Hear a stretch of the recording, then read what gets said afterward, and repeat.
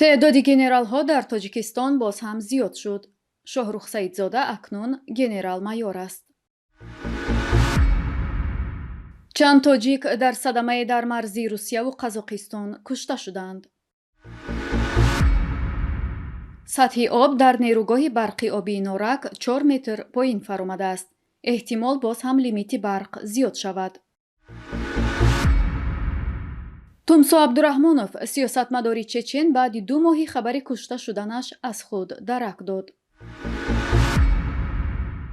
تعداد گنرال ها در تاجیکستان باز هم زیاد شد. شاهرخ سعیدزاده اکنون گنرال مایور است.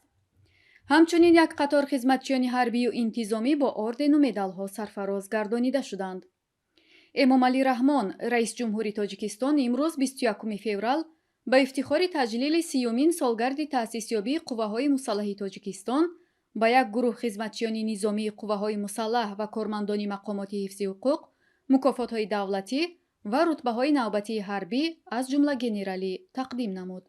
از روی عکس‌های خدمات مطبوعاتی رئیس جمهوری کشور نشر کرده دیده می‌شود که عبدالرحمان علمشاهزاده معاون اول وزیر کارهای داخلی، شاهرخ سعیدزاده سردار ریاست کوفتکوی جنایتی وزارت کارهای داخله، اسکندرزاده محمدشاه امیرشاه معروف با شاه اسکندر سردار شعبه وزارت کارهای داخله در شهر بستان، سهراب رؤوفزاده فرمانده ریاست قشون‌های داخلی وزارت کارهای داخله، فریدون محمد علیزاده راهبر مرکز مطبوعات وزارت دفاع تاجیکستان و چند نفر دیگر مکافات دولتی و رتبه‌های نوبتی حربی گرفتند. در همین حال نورعلی خورکشف، سیف دوستیف و ایده از فعالان و کاربران شبکه‌های اجتماعی که بیشتر به بلگویی حکومت تاجیکستان مشغولند، شاهرخ سعیدزاده را برای گرفتن رتبه حربی گنرال مایور تبریک کردند. خدمات مطبوعاتی پرزیدنت می نویسد خدمتچیان نظامی قوه‌های مسلح و کارمندان مقامات حفظ حقوق برای خدمت نمونوی و سهم ارزنده در تأمین حفظ حقوق‌های کانستیتوسیونی شهروندان، مبارزه با جنایتکاری، نگهداری ترتیبات جمعیتی، حفظ سرحد دولتی و جسارت و فداکاری با مکافات‌های دولتی و رتبه‌های نوبتی حربی سرفراز گردیدند.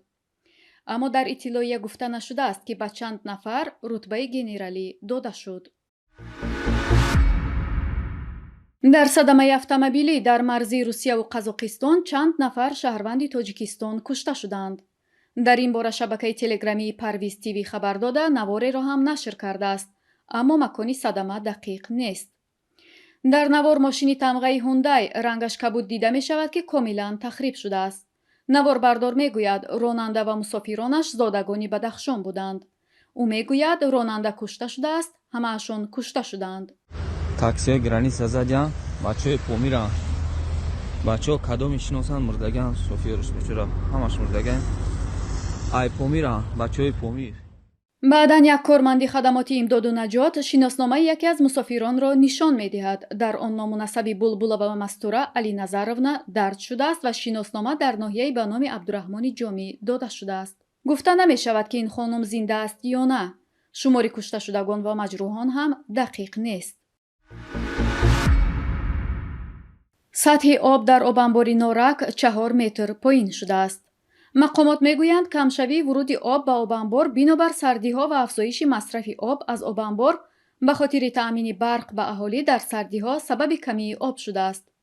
تا این سطح پایین فرآمدن سطح آب در آبانبار میتواند لیمیت انتقال برق به اهالی را طولانی‌تر سازد. این هم در حالی است که هواشناسان گرمشوی هوا تا 21 درجه در هفته آینده را پیش بینی می‌کنند. گرمشوی هوا در نوبت خود به شروع موسم کشت و کار می‌رساند که طلبات به برق و آب را بیشتر می‌سازد. رئیس شهر نورک دلشاد اسازاده نسبت به سال گذشته 4 متر پایین‌تر فرآمدن سطح آب را تصدیق کرده گفته است. سبب این که در ایام سردی برق دادند. صرف برق هم زیاد شد و آب آبانبار هم. در همین حال مسئولین نیروگاه نورک از تولید بیشتر برق نسبت به سالهای گذشته خبر می‌دهند. محمد امین محمد سعیدزاده سرمهندس نورک گفته است نیروگاه در سال گذشته زیاده از 10 میلیارد کیلووات ساعت برق استحصال کرد. این بیشتر از 100% نقشه را تشکیل می کند. نوسازی چرخه های نیروگاه برقی آبی نورک چند سال باز ادامه دارد. یک چرخه نیروگاه را سال گذشته بعد بازسازی دیگر باره به کار درآوردند. сиёсатмадор ва блогери маъруфи чечен Тумсо Абдураҳмонов, ки 2.5 моҳ қабл расонаҳо аз кушта шуданаш хабар дода буданд, аз худ дарак дод. ӯ бо нашри якнавор гуфт ба фаъолияти худ дубора шурӯъ мекунад, аммо аз сабаби ғайб задану овозаҳои маргаш чизе нагуфт. Тумсо дар навори наваш дар бораи марги фоҷиавии Абдулкарим Идилов, мураббии се писари Рамазон Қодиров, раис ҷумҳури Чеченистон суҳбат кард. Дар охир гуфт, ки боз ҳам фаъолияти блогерии худро идома хоҳад дод. Ну что, дорогие друзья, я снова возобновляю свою деятельность на моих каналах.